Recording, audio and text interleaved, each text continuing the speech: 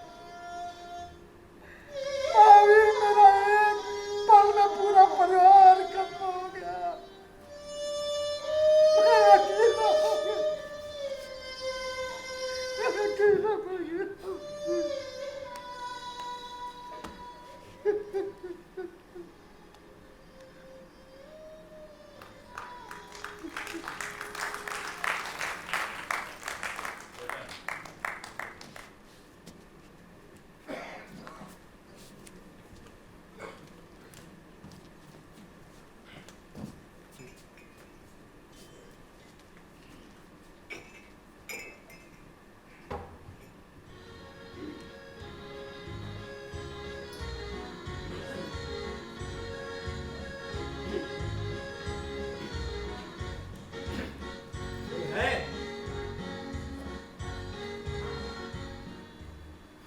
भाई कोई है?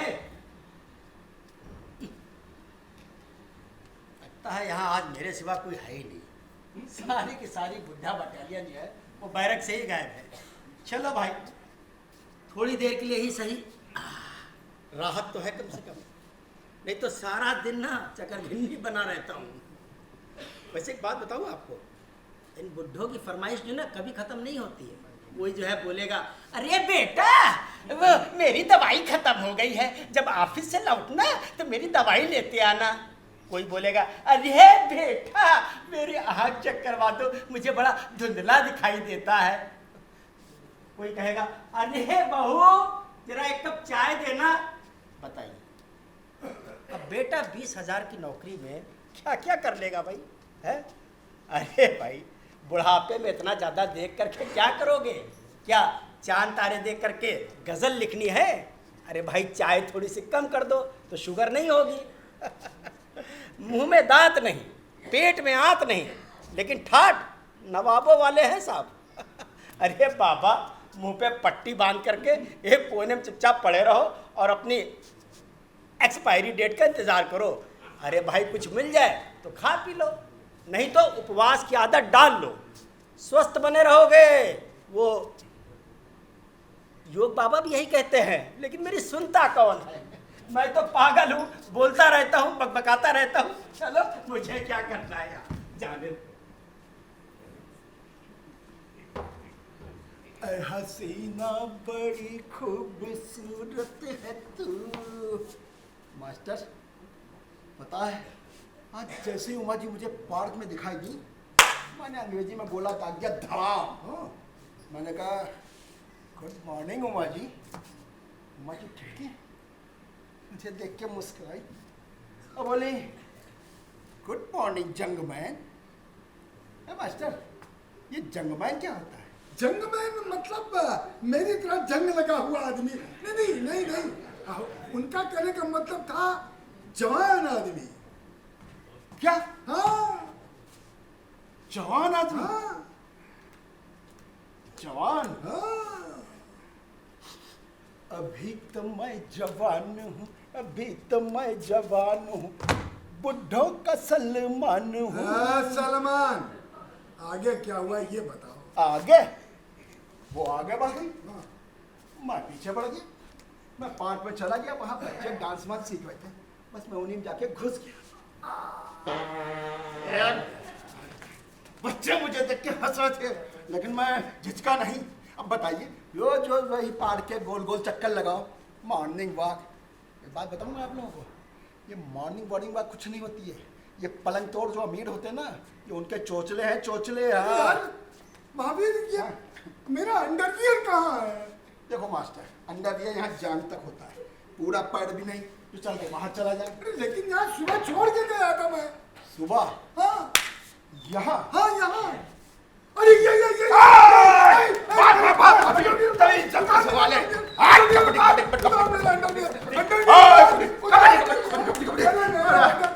मेरा अंडरवियर उतार यार।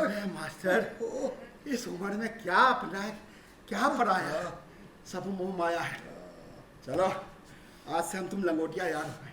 हाँ मतलब अंडरवियर फ्रेंड। यार महावीर, तुम जाते तो हमारे साथ हो, लेकिन वहाँ पार्क में जाने तो गायब कहाँ हो जाते हो? अरे गुरु ये सब छोड़ो, तुम्हें पता है आज उमा जी ने मुझसे क्या कहा? क्या? Good morning young man. Young man? Good morning young man, यानी जवान आदमी।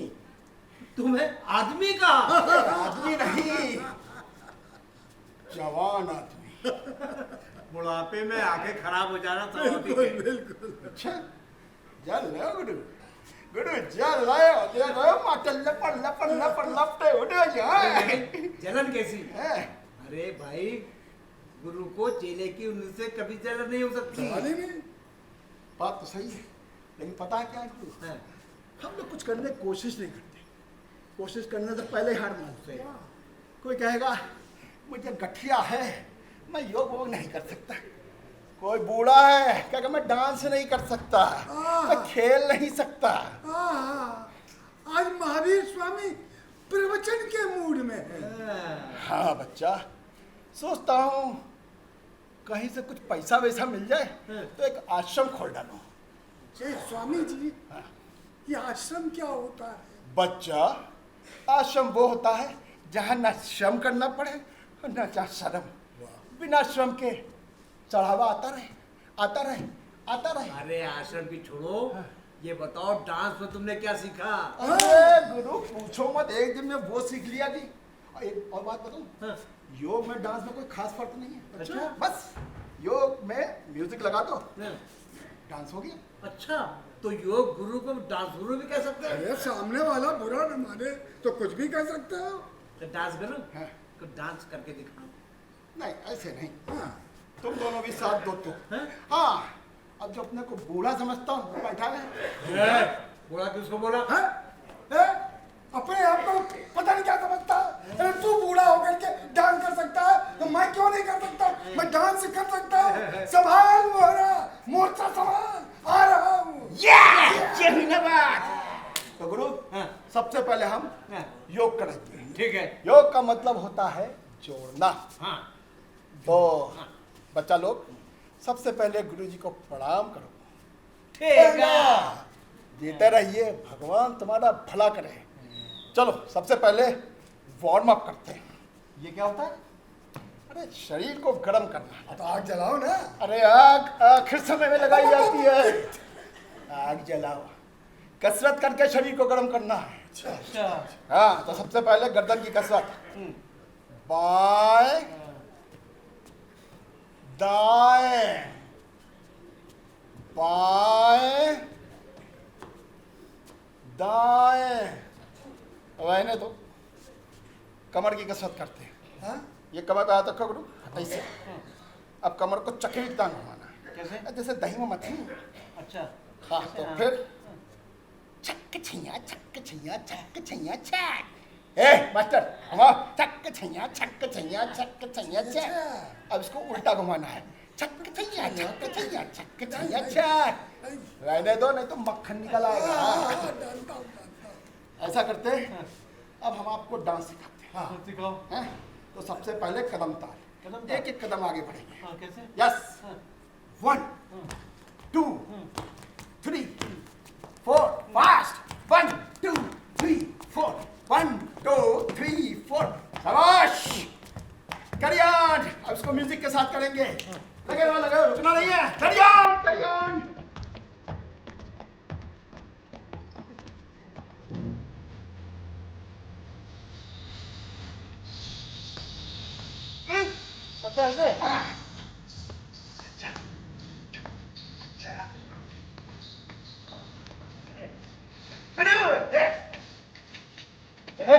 ये तो बहुत मजेदार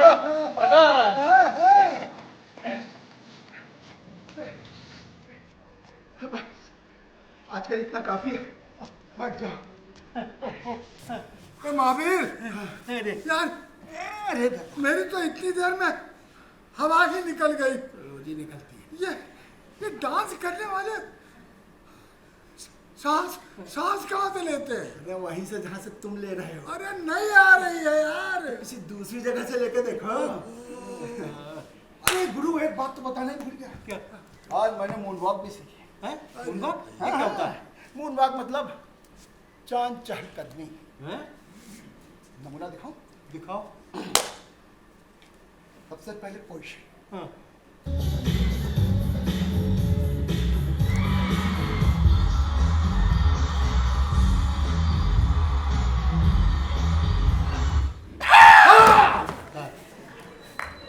ये डांस में ऑफ करने की जरूरत है? बिल्कुल। देखो क्या है, यू नो, हाँ? जब पहले समझने की बात है, हाँ। चांद पे होता है अंधेरा, हाँ। जगह जगह कंकड़ पत्थर कांटे बिखरे। हाँ। अब जब आदमी उल्टा चल रहा है अंधेरे में, तो पत्थर कहीं ना कहीं चुभेगा, तो आवाज आएगी ना। हाँ। एक बात ये समझ में नहीं आई, क्या? ये मून को पिछवाड़ा ही तब क्यों होता है? अरे कुछ तो करोगे। अरे भाई, जब पता है चांद पे अंधेरा है, कांटे पत्थर पड़े हैं, चुभेंगे तो आवाज निकलेगी, आओ। गुरु, हाँ। अगर किसी से अंग्रेजी में पूछना हो तुम कैसे हो तो क्या बोलेंगे? How are you? आओ यार, यू वजी। I am fine. बुढ़िया कुछ फाइन लगाने की बात कर रही है। अरे वो कह रही है मैं ठीक हूँ। How are you?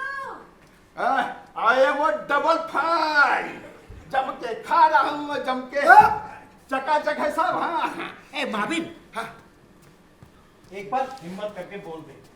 सब लफड़ा कर बोल रहे क्या हैं। बोल? बोल आई लव यू। मतलब मैं तुझसे प्रेम करता हूँ। बोल। अरे गुरु, बुढ़ापे में मरवाओगे? हड्डी भी नहीं जुड़ती बुढ़ापे में। अरे नहीं, कुछ नहीं होगा। बोलो आई लव यू। बोलो आई लव यू। अरे तुम रहोगे कुल्हड़ के कुल्हड़ ही।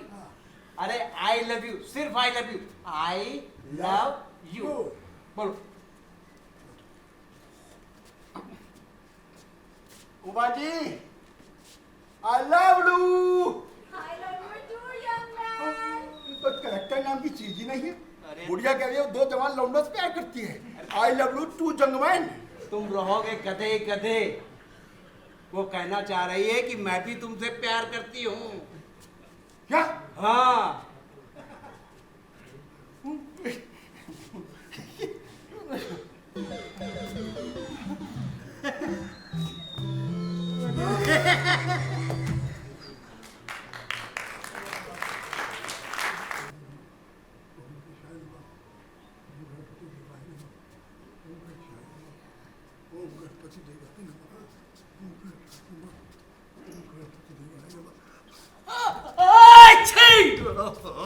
अरे भाई, ये दोनों श्रीमान कहाँ हैं? दोनों श्रीमान, दोनों श्रीमान इस श्रीमान के जेब में है। बताओ, मैं कोई यहाँ का हेडमास्टर हूँ क्या कि सबकी अटेंडेंस लेता फिरूं? अरे भाई, सब बालिग हैं, अपनी मर्जी से कहीं भी आ जा सकते हैं। हैं? तू मुझसे कभी पूछ के जाता?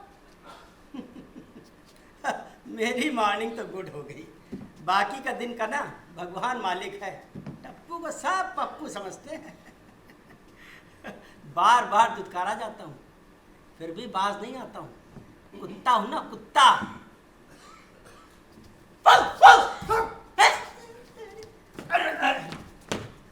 आप ही दोनों को ढूंढ रहा था श्रीमान। क्यों बे?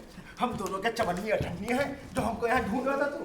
हैं? तो हम लोगों को खोज हो रहा था। अरे भाई, संदेशा आया है। क्या?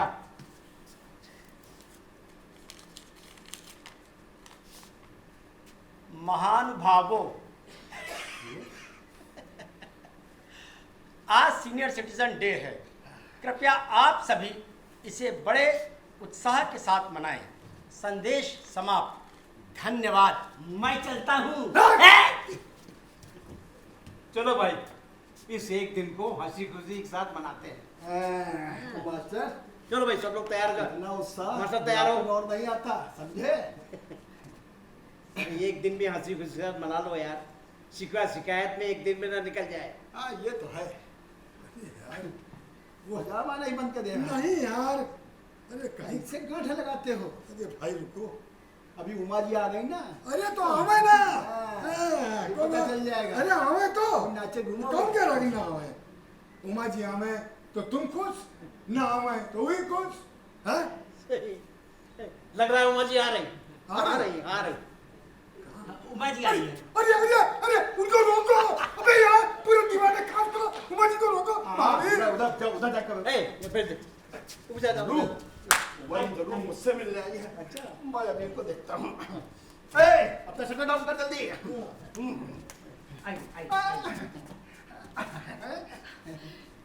क्या मैं यहाँ नहीं आ सकती? अरे यहाँ क्या, आप हमसे मिलने कहीं भी आ सकती हैं, हमको बड़ा अच्छा लगेगा। आइए आइए आइए बैठिए। आज सीनियर सिटीजन डे है। मैंने सोचा चलकर देखती हूँ कि आप लोग क्या कर रहे हैं। बस आप लोगों से मिलने चली आई। अच्छा बैठिए बैठिए। आइए आइए बैठिए बैठिए बैठिए, बैठिए। बैठिए, बातें कीजिए जी भर के।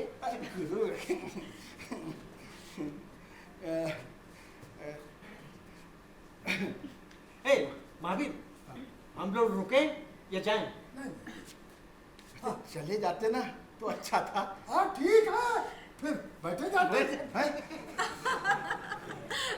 चलो भाई, खिंचाई तो बहुत हो गई एक दूसरे की। अब एक काम करते हैं, क्योंकि आज सीनियर सिटीजन डे है, कुछ ना कुछ हम लोग एक दूसरे को गा के कुछ अपनी तरफ से कह के सुनाते हैं। मास्टर जी, हाँ। पहले आपसे शुरुआत करते हैं। ले श्री गणेश ही खराब हो गया। काहे? हम सुना नहीं सकते?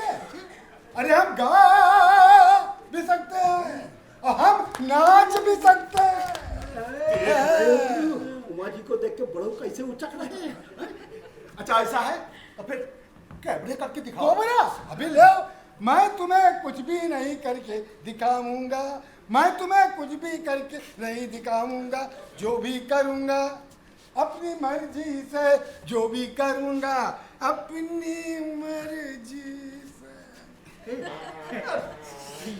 ये उधर क्या करने गए? अरे वही गुरु जिस पर ना इसकी मर्जी चलती है ना जो भाई। छोड़ो यार, ये सब बातें छोड़ो। हाँ उमा जी सुनिए। हाँ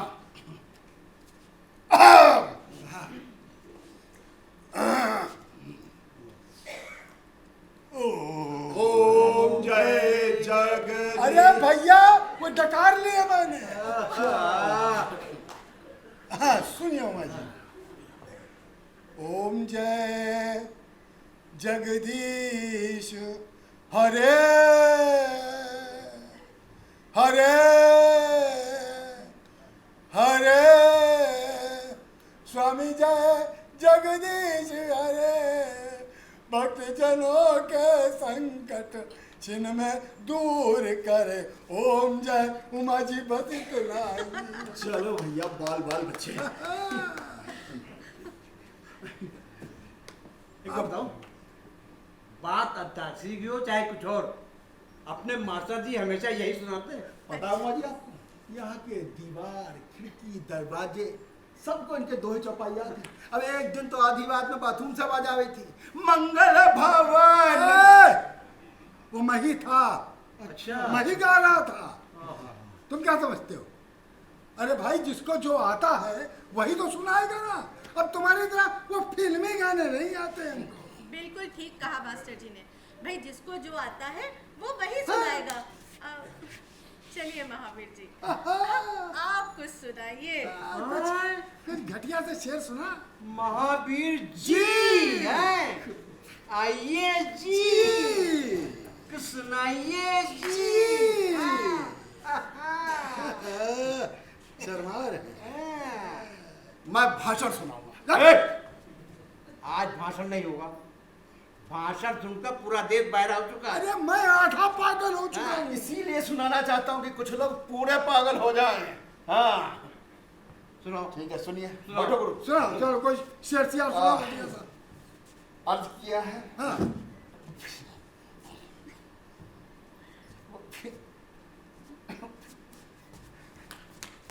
अरे गुरु उमा जी को देख के हमारा गला सूखा जा रहा है। खराब तुमने क्यों निहार रहा है?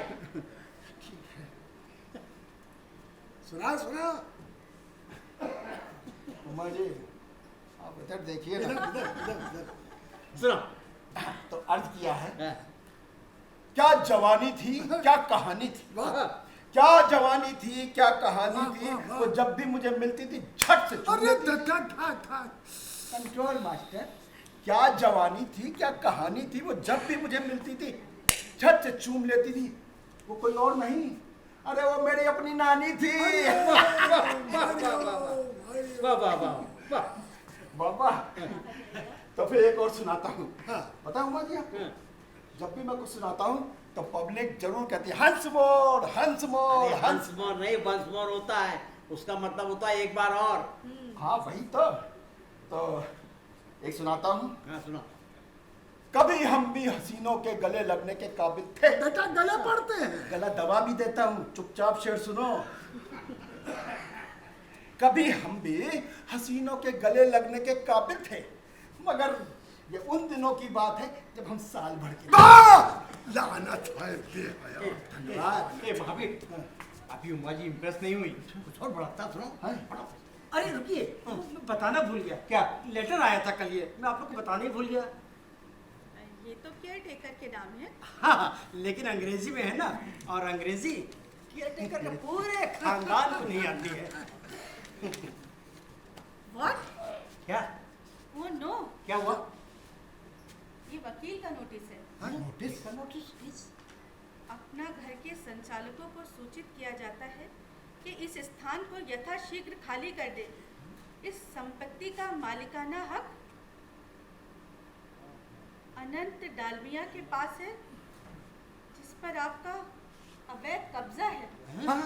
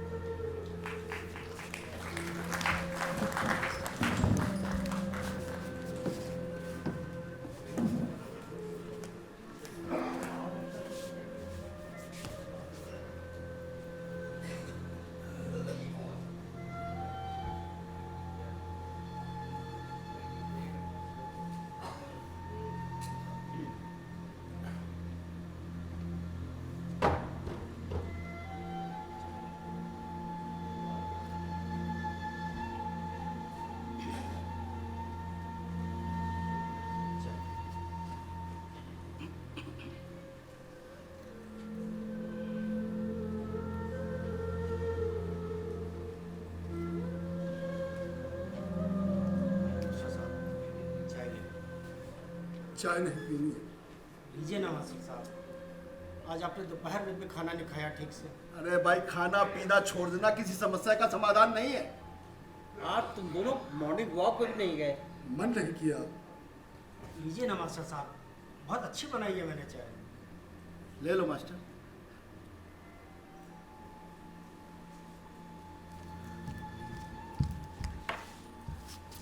अपना घर को नजर लग गई है किसी की। सब कुछ ठीक ठाक चल रहा था, न मालूम बीच में कहां से ये समस्या आ गई। मेरी समझ में नहीं आता कि जब इसे बेचना था तो बनाया ही क्यों। बड़ा परोपकार का ढकोसला करना था। एक वृद्धाश्रम की दुकान खोल ली है। अरे एक बार भी ये नहीं सोचा कि यहाँ के रहने वाले कहाँ जाएंगे, क्या होगा उनका। अरे मास्टर, शहर के बीचों बीच मौके का मकान है, लिया होगा तब सस्ता होगा। आज अच्छे पैसे मिल रहे हैं, और फिर गुरु यहाँ से कुछ मिलता तो है नहीं, हजारों रुपये का खर्चा है। अरे हमें इसके मालिक से बात करनी चाहिए, अपना दुख दर्द बताना चाहिए उसको। बिल्कुल, हमें इसके मालिक से बात करना होगा। क्या बात करना होगा है? अरे भाई उन्होंने सोच समझ के फैसला लिया होगा। उनको के अच्छे पैसे मिल रहे हैं, और फिर उनकी संपत्ति है भाई, चाहे वो बेचे चाहे आग लगा दें। टप्पू, हाँ। तू इसके मालिक को जानता है? नहीं मास्टर साहब, कभी मिलना ही नहीं हुआ। ये दिल्ली में कहाँ रहते हैं? दिल्ली में नहीं, ये जयपुर में रहते हैं कहीं। जयपुर कौन जाएगा? इसके मालिक कोई डालमिया साहब हैं।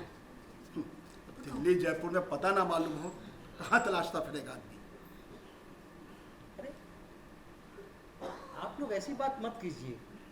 अभी मकान बिका नहीं जा रहा, अभी वकील का नोटिस आया है।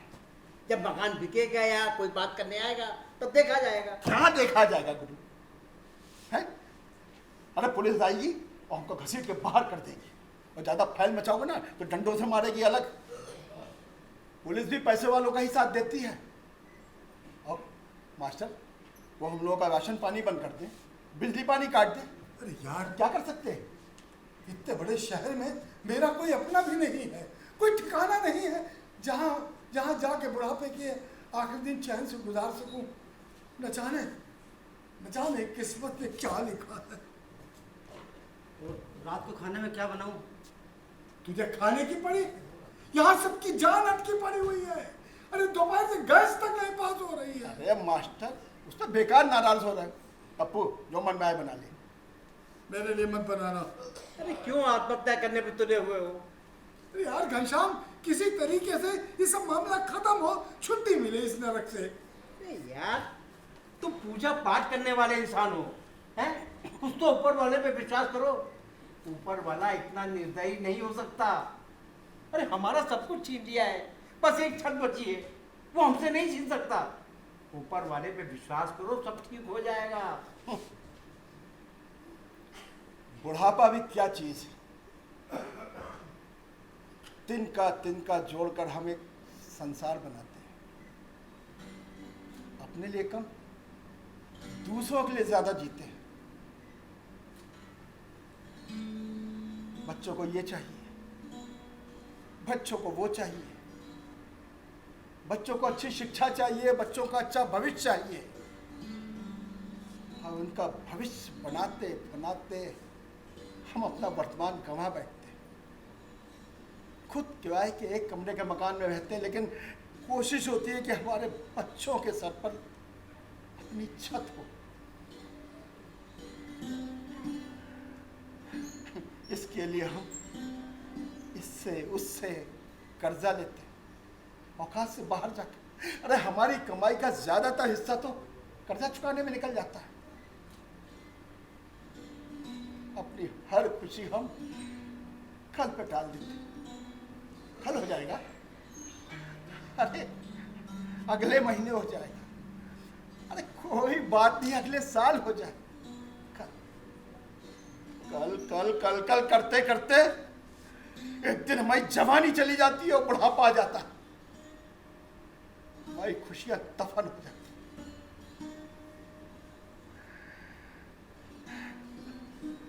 और हम एक दिन अपने आप को ठगा सा महसूस करते। ठीक कहते हो महावीर। बुढ़ापा बहुत खराब चीज है। अरे जब हमें सहारे की जरूरत होती है तो हमें बेसहारा करके भगवान के सहारे छोड़ दिया जाता है। इस बेसबब जिंदगी का क्या मतलब? जी ब्याहता है सब कुछ खत्म कर लूं, लेकिन क्या करूं? एक तरफ मौत से डर लगता है और दूसरी तरफ मौत ही दूसरा रास्ता है।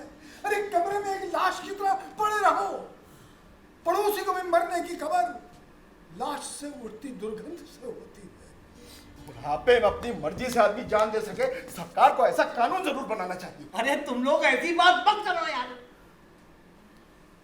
देखो, तुम लोग मेरी बात ध्यान से सुनो। इधर हम लोग अपना घर में अलग अलग व्यक्ति नहीं है, बल्कि एक परिवार है। हम लोग संबंधों के लिए जिए हैं और संबंधों के लिए मरेंगे। हम जहां भी जाएंगे साथ जाएंगे, मरने के बाद ही अलग होंगे, ये हमारा वादा है। घनश्याम, तुम्हारे वादे से एक हिम्मत तो बनती है। लगता है कि मैं अकेले नहीं, मेरे साथ में इतने सारे लोग हैं, लेकिन इतने सारे लोगों को साथ में रहने के लिए एक छत तो चाहिए। अगर छत नहीं होगी तो क्या हम सड़क पर रहेंगे? और अगर सड़क पर रहेंगे खाएंगे क्या? खाना तैयार है।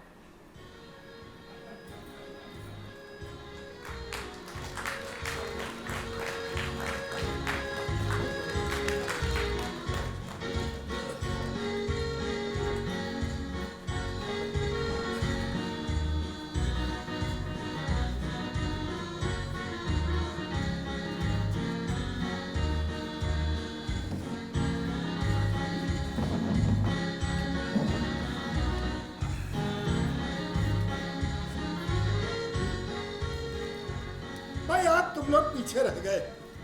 सबसे पहले मैंने बर्तन धो दिए। अरे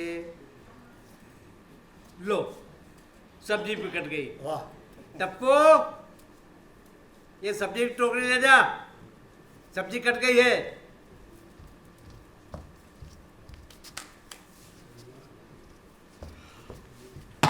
लो भाई, मेरा काम भी खत्म हो गया।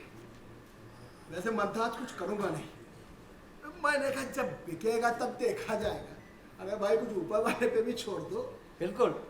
देखो हम लोग पहले की तरीके से अपना अपना काम करते रहेंगे, लेकिन हमें एक दूसरे की खोज खबर रखनी है, क्योंकि अपनी खबर लेने वाला कोई दूसरा नहीं आने वाला। सही कह रहे हो। वो उमा जी आई है, मिलना चाहती हैं आप लोगों से। बिल्कुल। नोटिस की बात से परेशान होकर आई होंगी कि बेचारी अब वो कहाँ जाएंगी। अरे हम खुद ही परेशान हैं, अब हम उनकी क्या मदद कर सकते हैं। अरे एक दूसरे की सांत्वना तो दे ही सकते हैं। आइए आइए। नमस्ते मास्टर जी। नमस्ते। Good morning young man. Good morning. गुरुजी नमस्ते। नमस्ते। सुना है कि आप लोग कल की बात से बहुत परेशान हैं। आप परेशान नहीं हैं? आपको सोच के कोई चिंता नहीं हो रही? चिंता है, पर चिंता में क्या खाना पीना छोड़ देना चाहिए? अरे एक वकील का नोटिस आया है, कोई कोर्ट का ऑर्डर नहीं, और एक नोटिस की वजह से हम अपना घर खाली नहीं करेंगे। अरे अगर खाली करने के लिए हम पर दबाव बनाया गया तो हम कोर्ट से स्टे ऑर्डर लेंगे। और कोर्ट में अगर संपत्ति मालिक ने मुकदमा दायर कर दिया तब? अरे ये तो और अच्छी बात है, मुकदमा सालों तक कोर्ट में चलेगा, और क्या पता कि तब तक हम और आप इस दुनिया में रहें कि ना रहें। मैं आपसे यही कहने आई हूँ कि हम लोग जब तक यहाँ हैं, अपना घर हमारा है। माँ जी, इतना इत्मीनान अच्छा नहीं है। वो डालमिया लोग हैं, पैसे वाले लोग, क्यों चुटकी में हमको घसीट के आश्रम के बाहर फेंक देंगे। ऐसा कुछ नहीं होगा, इतनी जल्दी ऐसा कुछ नहीं होने वाला। अरे हमारे रहने के वास्ते बड़ा इंतजाम कौन करेगा? आपको पता है आजकल एक झोपड़ी भी तोड़ी जाती है तो पहले उनके रहने का इंतजाम किया जाता है। भाई हम जाएंगे कहाँ? हाँ? कहीं नहीं, यहीं रहेंगे। यहाँ रहेंगे? अरे हम इंसान हैं, जानवर नहीं कि यूं ही सड़क पे हमको मरने के लिए छोड़ दिया जाएगा। हम जानवर से भी बदतर हैं। अबे आजकल जानवर को कुछ हो जाए तो ज्यादा है तौबा होती है। तो क्या जीते जागते इंसानों के साथ जाती होगी, कोई कुछ नहीं कहेगा। ठीक है हम लाचार हैं, लेकिन इतने भी लाचार नहीं है कि हम अपने लिए कुछ ना कर सके। हम मर जाएंगे लेकिन अपना घर नहीं छोड़ेंगे। कैसे नहीं छोड़ेंगे? छोड़ना पड़ेगा। अरे पुलिस कोर्ट कचहरी के आगे हम कर ही क्या सकते हैं? करना चाहें तो बहुत कुछ कर सकते हैं। क्या कर सकते हैं? हम कुछ नहीं कर सकते। चलिए मान लिया हम कुछ नहीं कर सकते हैं, हम बिल्कुल लाचार हैं, बिल्कुल बेकार हैं, लेकिन फिर भी एक वकील के नोटिस की वजह से हम अपना घर खाली नहीं करेंगे। हम कहीं नहीं जाएंगे, यहीं रहेंगे। आप तो इतने इत्मीनान और कॉन्फिडेंस से बोल रही हैं जैसे ये डालमिया के नहीं आपकी प्रॉपर्टी। अरे मास्टर कैसी बात कर रहे हो? अरे क्या गलत कह रहा हूँ? हैं? बड़ी बड़ी बातें करना बहुत आसान है और सच्चाई का सामना करना अलग बात है। अरे उमा जी आप जाइए, सब ठीक हो जाएगा। अरे मैं इनको यही बताने की तो कोशिश कर रही हूँ, इनकी चिंता दूर करना चाहती हूँ, पर ये है कि कुछ सुनने को ही नहीं तैयार है। अरे छोड़िए, जाने दीजिए। और हाँ मास्टर साहब, आप क्या कह रहे थे कि मैं ऐसी बात कर रही हूँ जैसे ये प्रॉपर्टी डालमिया की नहीं मेरी है। हाँ ये प्रॉपर्टी मेरी है। हाँ? जी सच कह रही हूँ, ये प्रॉपर्टी मेरी है, इसकी पक्की रजिस्ट्री है मेरे पास। उमा डालमिया, पत्नी घनश्याम डालमिया। माँ जी, ये आपके पति कहाँ रहते हैं? यही आप लोगों के साथ। महावीर? यही तो है घनश्याम डालमिया, अपना घर के मालिक घनश्याम डालमिया आपके दोस्त का है अपना घर। और आप लोगों को घबराने की कोई जरूरत नहीं, दुनिया की कोई ताकत आप लोगों को अपना घर से अलग नहीं कर सकती। हाँ, अनंत को कहीं से पता चल गया होगा इस प्रॉपर्टी के बारे में, इसलिए उसने कोर्ट का नोटिस भेज दिया। लेकिन हम दोनों आप लोगों के साथ हैं, इसलिए आराम से रहिए, जैसे रहते थे वैसे ही मज़े से रहिए, खाइए पीजिए। बस आप लोगों से यही कहने आई थी। अब मैं चलती हूँ, नमस्कार। आइए मैडम, आइए आइए आइए। ए मैडम के बच्चे, उमा जी बोल। उमा, आइए उमा जी, आइए। चलो, जो कुछ हुआ अच्छा ही हुआ। मैं इस रात को राजी रखना चाहता था। दरअसल काम के सिलसिले में अक्सर मेरा दिल्ली आना होता था। उसी दौरान मैंने सोचा कि उन्हें यहाँ पर एक प्रॉपर्टी ले ली जाए, इसलिए मैंने इसको ले लिया। उम्मा के अलावा इसके बारे में किसी को जानकारी नहीं थी। धीरे धीरे अपना सब काम धंधा अपने बेटे अनंत को सौंप के मैं फ्री हो गया। एक दिन यूं ही अचानक मेरे मन में ख्याल आया कि मैं अपनी प्रॉपर्टी में कुछ हिस्सा अपनी बेटी अनन्या को सौंप दूं। मेरी बहू को ये बात बुरी लगी। उसने सारा माहौल खराब कर दिया घर का। बहू चाहती थी कि जो प्रॉपर्टी मैं अनन्या को देना चाहता हूं वो उसके नाम कर दी जाए। मुझ पर दबाव डाला जाने लगा। अनंत भी बहू के बहकावे में आ गया।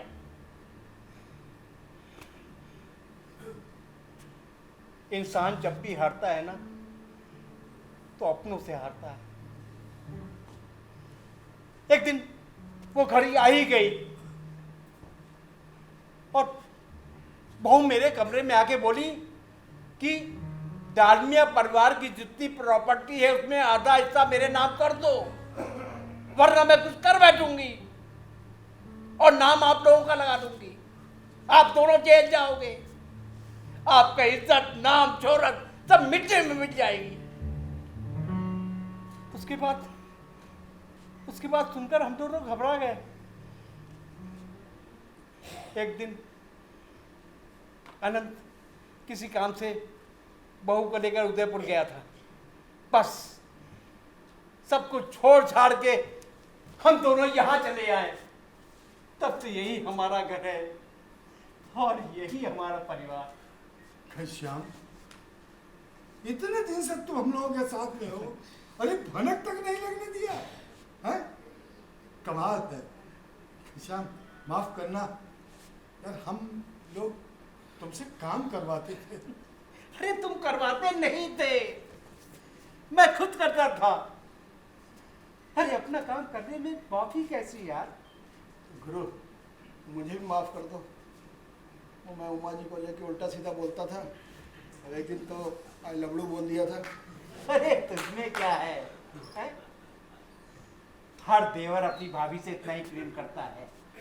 अरे मुझे तो फक्र है कि इस बुढ़ापे में भी मेरी बीवी को चाहने वाले हैं। एक बात बताओ घनश्याम, तुम दोनों यहाँ साथ में क्यों नहीं रहते? कमरे भी बहुत से हैं यहाँ। नहीं नहीं, नियम नियम है और नियम ये हमने ही बनाया है, तो हम इसे कैसे तोड़ सकते हैं? और फिर हम अलग अलग कहाँ हैं? सुबह शाम मिलते हैं, बातें करते हैं। गुरु, तुम वाकई बड़े दिल वाले हो। इतने दिन में ना तुमने कभी हमारी किसी बात का बुरा माना और ना कभी कोई शिकायत की। शिकायत तो है, अरे, बहुत बड़ी शिकायत है। कैसी शिकायत?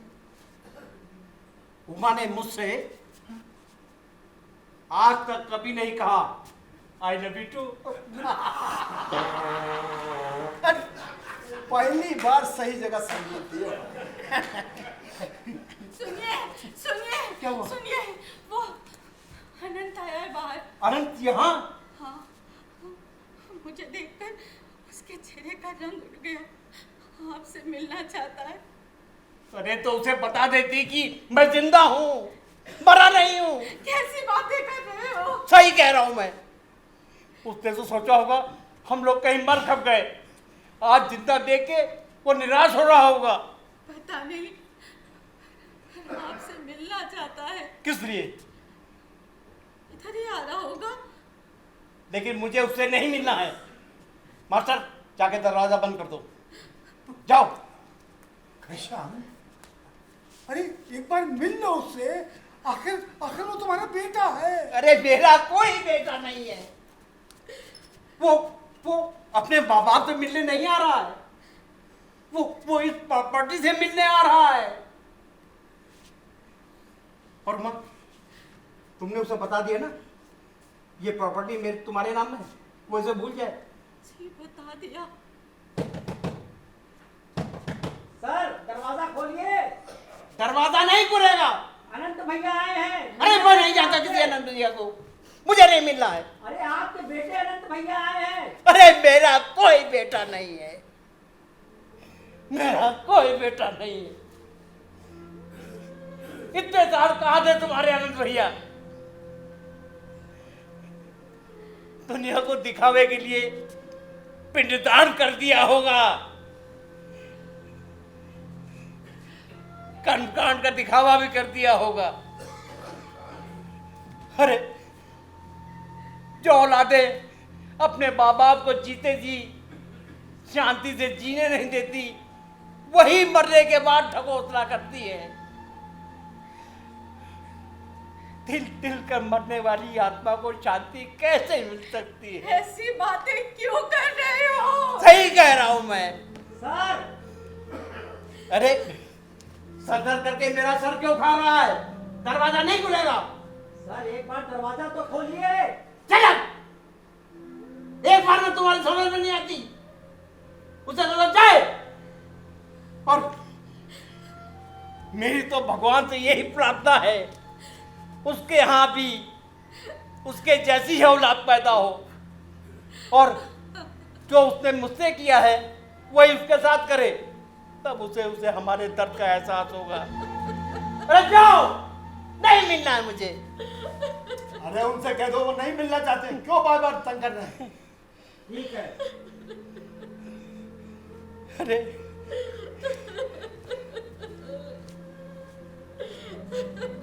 जाओ, चैन से जीने नहीं दिया, चैन से मरने तो दो।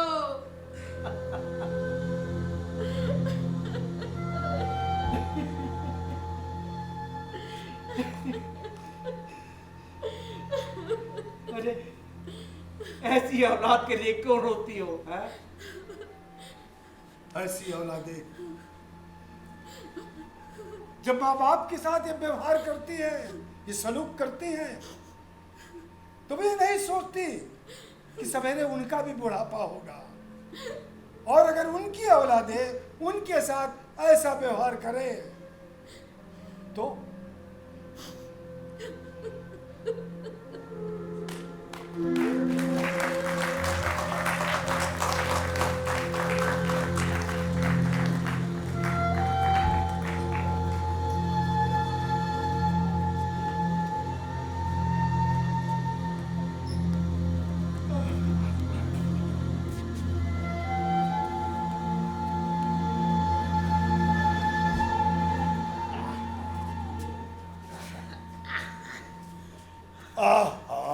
अरे क्या है?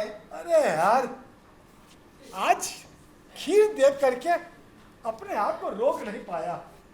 अब क्या करूं यार, खीर बड़ी स्वादिष्ट बनी थी, मीठी बहुत थी, मन को रोक नहीं पाया। अरे खुशी बहुत थी, भूख कम थी, खुशी ज्यादा थी, इसलिए परत के ऊपर परत जमाता चला गया। रात भर धूमधड़ाम करके दिवाली मनाते रहना। कसम से ना, अगर कोई जलती तीली कमरे में फेंक दे तो आग लग जाए।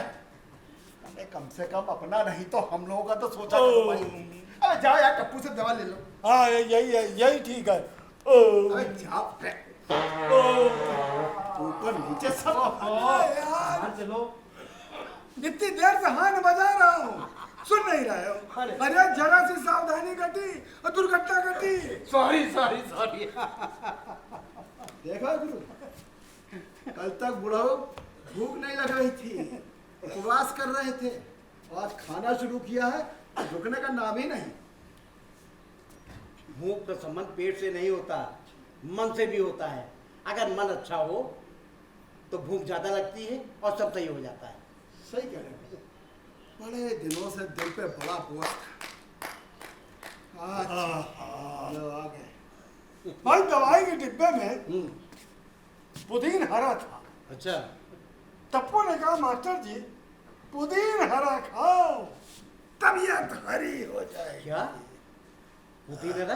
अरे भाई, फर्स्ट एड बॉक्स में दवाइयों का होना बहुत जरूरी है।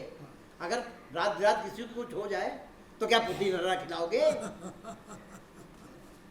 क्या मैं अंदर आ सकती हूँ? आप लोगों के साथ थोड़ी देर बैठ सकती अरे हूँ? उमा जी, थोड़ी देर क्या, आप सारे दिन के लिए बैठिए। हाँ, तभी मैं सोचता हूँ माँ जी कि इसका नाम अपना घर नहीं, सन की बुढ़ों का जमघट होना चाहिए। बुढ़ा? बुढ़ा किसको कह रहा? अपने आप को, मैं समझा मुझको कह रहा। तुम्हारे जैसे जवान को सिर्फ बुढ़ा कहूंगा, ये सन की बुढ़ा कहूंगा। 18 साल का छोकरा। अच्छा ये बताओ, वो जमघट क्या है? हाँ, बड़ा सिंपल है। हाँ, जा से जगलाल, हाँ, माँ से महावीर, ठीक। गा से घनश्याम, हाँ, टा से टप्पू, अरे जमघट। अरे वाह वाह, भाई भाई अपना महावीर जो है रिसर्च करता है अच्छी। ढूंढ के लाता है। सोचता हूँ अपना नाम कोलंबस रखा। हाँ, उमा जी, वो उस दिन के लिए आप हमको माफ कर दीजिए, वो हमने यहाँ बोल दिया था ना। क्या बोल दिया था? मुझे तो कुछ याद नहीं। अरे वो जब आप वहाँ बाहर टहल रही थी तो वो बोला था ना। हाँ वही तो, क्या बोला था? एक बार फिर से बोल के दिखाइए। फिर से बोल बोलो। आई लवड़ू। क्या उमा जी यार। ए महावीर, हाँ, तुमने हम लोगों के बारे में पता कर लिया सब, मास्टर के बारे में जान गए, तुमने अपने बारे में कुछ नहीं बताया। अरे पूछो गुरु, क्या पूछना अपना था? नाम बताओ। महावीर विक्रम बजरंगी कुमत निवार सुमत के हाँ बाबू, मैंने नाम पूछा है, हनुमान चालीसा नहीं सुनानी है। महावीर कायदे से बताओ। गुरु कायदे से बता रहा हूँ। महावीर विक्रम बजरंगी, महावीर मेरा नाम, बजरंगी मेरे बाप का नाम, और विक्रम मेरे बेटे का नाम। बेटा, बताओ। लेकिन यहाँ तो कोई मिलने तुमसे नहीं आया। हाँ, कभी कभार तुम ही जाते हो कहीं। गुरु छोड़ो ना सब बातें। और देखो, वैसे भी अपना घर का क्या नियम है, यहाँ कोई अतीत की बात नहीं करेगा। उमा जी आई है, गाना सुनाता हूँ। महावीर, आज तुम्हें अपने बारे में बताना ही होगा। हाँ महावीर जी, हम सब आपके बारे में जानना चाहते हैं। सुना महावीर, बताओ बताओ।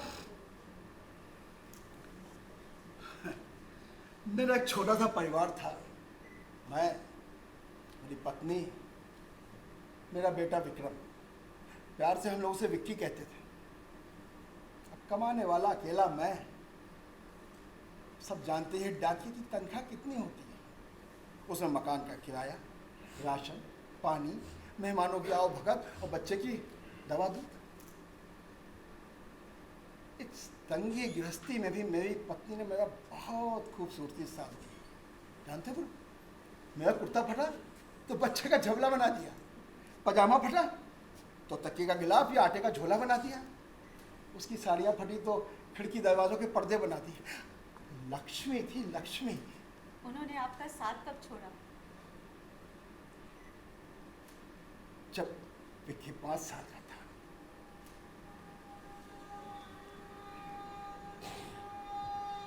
वो हम सबको छोड़कर इस दुनिया से चल बसी। लेकिन गुरु, मैंने विक्की को माँ का प्यार दिया, पढ़ाया लिखाया। उसने कहा मैं कंप्यूटर पढ़ूंगा, मैंने वो भी पढ़ाया। मेरी औकात नहीं थी गुरु। एक दिन विक्की पढ़कर नौकरी करने लगा। इस बीच मैंने लोन लेके एक छोटा सा घर ले लिया। वो तो किराए का मकान था ना, ये घर था गुरु। मैंने सोचा मेरी तरह मेरा बेटा अपनी छत को न तरसे।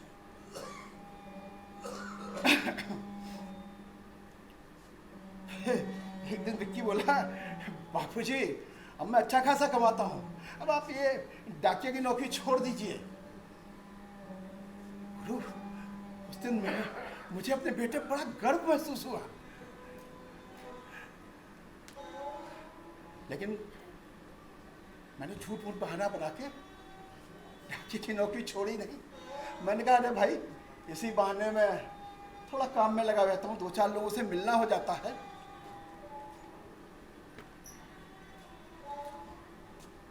एक दिन उसने बताया कि कंपनी उसको लंदन भेजना चाहती है। मेरे मन में आया उसे मना कर दिया। मैं डर गया। अरे परदेश में कौन अपना होता है भाई, अपना देश तो अपना ही होता है ना। तो तुमने उसे जाने से मना कर दिया? नहीं,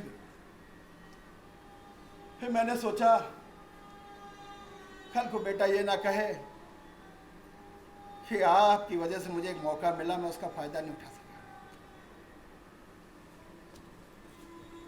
वो लंदन चला गया।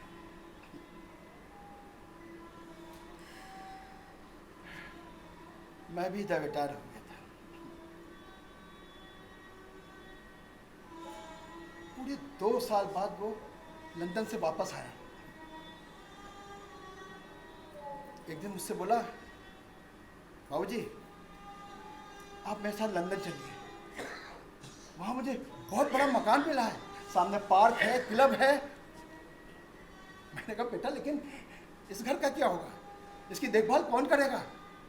वो बोला अरे बाबूजी इस ईंट पत्थर के घर में क्या रखा है?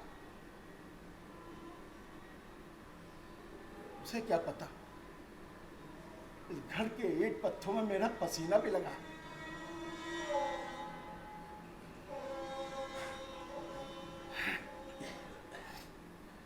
खैर, बच्चे की जिद के आगे आखिर हारना ही पड़ा। ठीक भी है, उसे क्या पता कि आपने कितनी पापड़ बेल के, कितनी जद्दोजहद से उस घर को बनवाया। उसको नहीं मोह था तो क्या आप उसके साथ गए?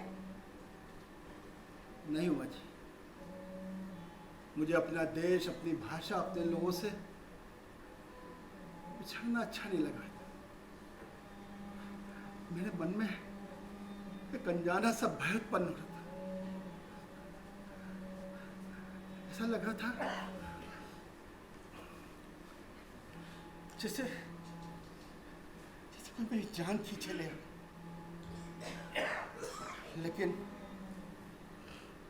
उसने इतना दबाव डाला कि मुझे उसकी बात माननी पड़ी और मकान बेचने की भागदौड़ शुरू हो गई। तो मकान बिका? हाँ, औने पौने दामों मकान बिक गया। मैंने सारा पैसा विक्की को दे दिया। गुरु, उस दिन ऐसा लगा था जैसे जैसे दिल कितना भारी सा हो गया, जैसे जैसे किसी पेड़ को जड़ से उखाड़ के बाहर फेंक दिया जा रहा। तो आप लंदन चले गए?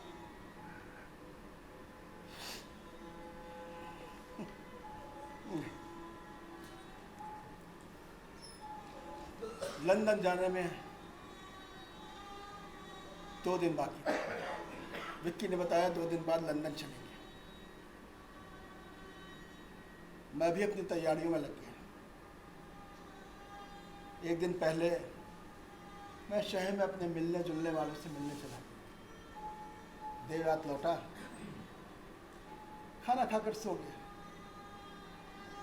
सुबह उठ के आदतन मैंने अपने विक्की के लिए चाय बनाई और चाय लेके विक्की के कमरे पहुंचा। विक्की बेटा चाय पियो। देखा विक्की का सामान वहां नहीं था, विक्की भी वहां नहीं था।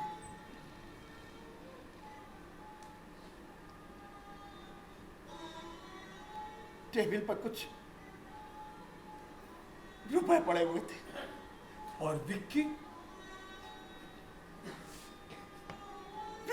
उसी रात मुझे छोड़कर लंदन चला गया। मैं बेघर हो गया। लोग मुझसे पूछते हैं तुम परदेश नहीं गए? मैं छोटा जवाब देता कि अपना देश पे आना। गुरु, मैंने कभी किसी को ये बात नहीं बताई, अरे वरना लोगों का बाप बेटे के रिश्ते पे से भरोसा उठ जाता। लोग औलाद से प्यार करना छोड़ देते। हाँ, कभी कभी वहां चला जाता हूं ये सोचकर कि शायद विक्की की कोई खोज खबर मिल जाए, बस उसके बाद से अपना ऐसी औलादों को क्या कहा जाए। मत रोइए महावीर जी, मत रोइए ऐसी औलादों के लिए। अरे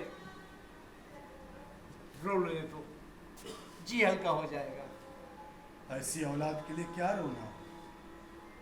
तुम तो कहते थे ना जब दुख घेर ले तो हंसना चाहिए। नहीं मास्टर, मैं ऐसी औलाद के लिए नहीं रहूंगा, बिल्कुल नहीं रहूंगा। क्यों रहूं मैं ऐसी औलाद के लिए? मैं ठाका लगाऊंगा, मैं ठाका लगाऊंगा।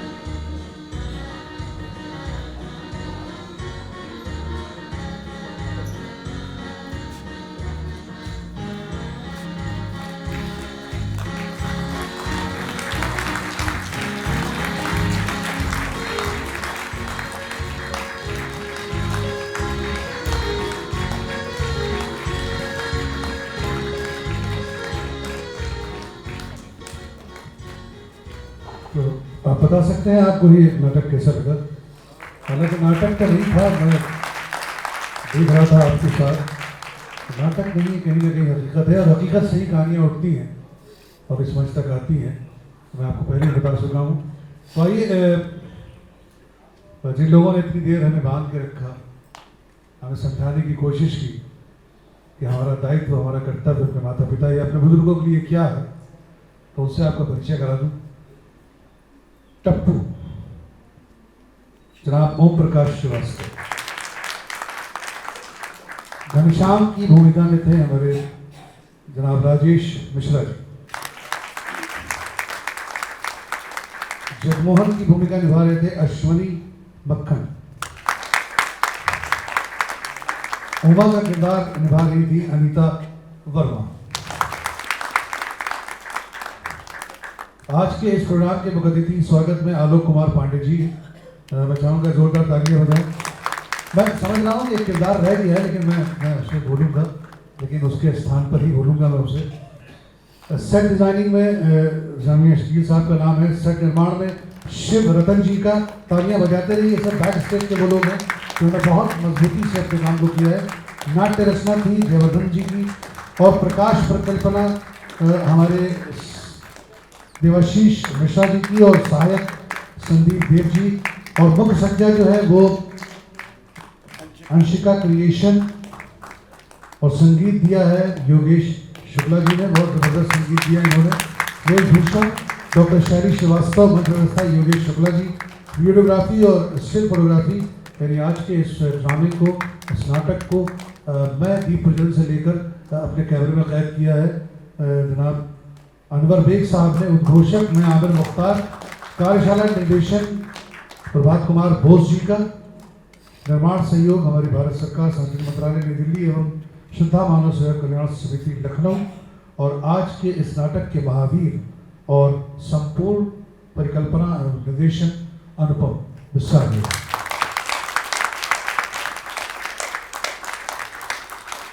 अनुपम विसारिया जी का इत्तेफाक से आज ये 100वां नाटक था उनके निर्देशन में। 100 नाटक उन्होंने अपने निर्देशन में किए हैं, हालांकि रिपीट होते रहते हैं, लेकिन 100 नाटक इनके निर्देशन में हुए। एक बार जोरदार तालियां।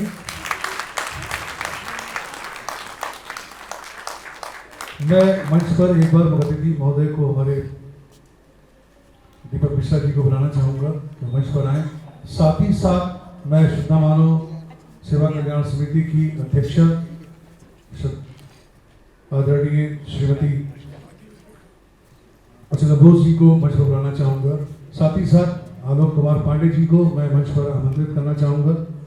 और बीएन ओझा साहब से मैं गुजारिश करूँगा कि वो मंच पर तशरीफ लाएं। और आज के कार्यशाला निर्देशन आदरणीय श्री प्रबोध कुमार बोस जी, जो मोस्ट सीनियर आर्टिस्ट हैं और संगीत नाटक अकादमी अवार्ड से सम्मानित किए जा चुके हैं। मैं उनसे गुजारिश करूँगा मंच पर आएँ।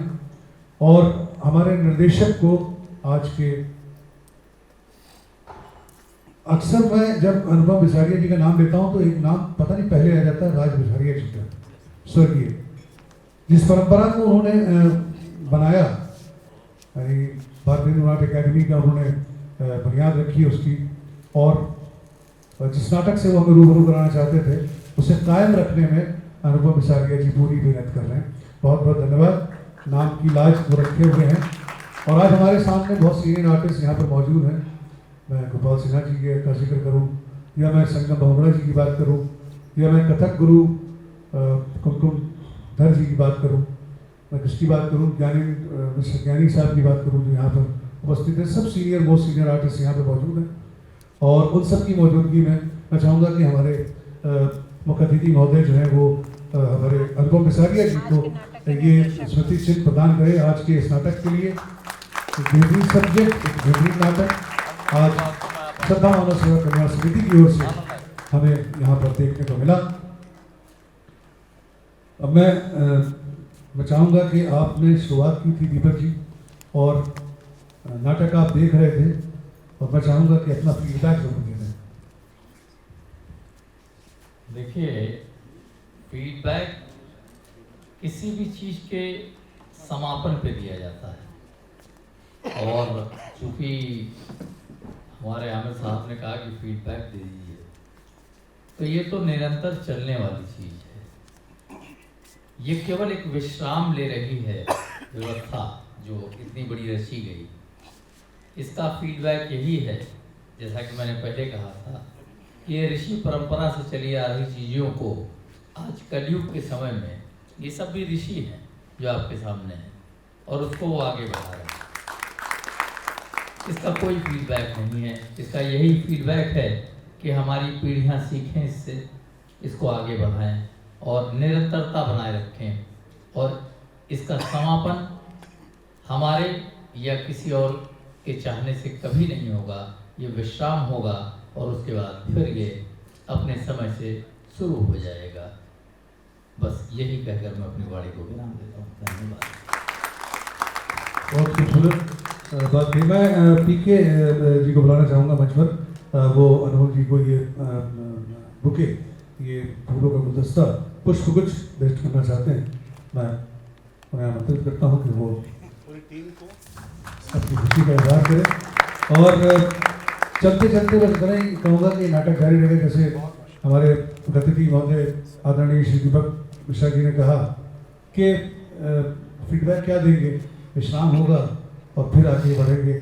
और आप सबसे उन्होंने आग्रह भी किया है कि इस परंपरा को आगे बढ़ाते रहिए। और कल जब नाटक देखने आप कहीं भी जाएं